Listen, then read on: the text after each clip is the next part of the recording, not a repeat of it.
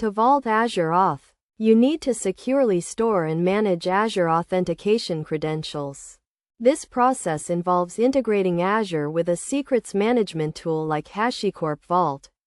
First, create an Azure Service Principal, which is an identity used by applications to authenticate with Azure. You can create a service principal using the Azure CLI or Azure portal. Next, install and configure HashiCorp Vault on your system. You can install Vault on a local machine or deploy it to a cloud platform like Azure. After installing Vault, you need to configure the Azure Auth backend. This involves enabling the Azure Auth backend in Vault and configuring the tenant ID, client ID, and client secret of your Azure Service Principal. Once the Azure Auth backend is configured, you can use Vault to authenticate with Azure. You can authenticate using the Azure CLI or by making API calls to Vault.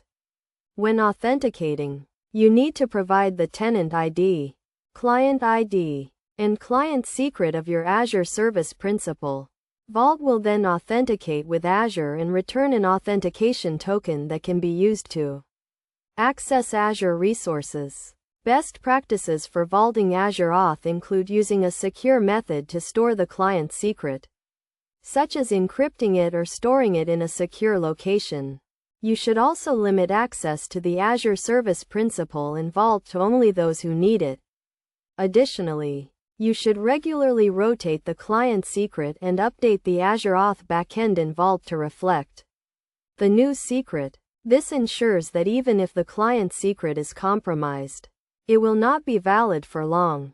By following these steps and best practices, you can securely vault Azure Auth and protect your Azure resources from unauthorized access.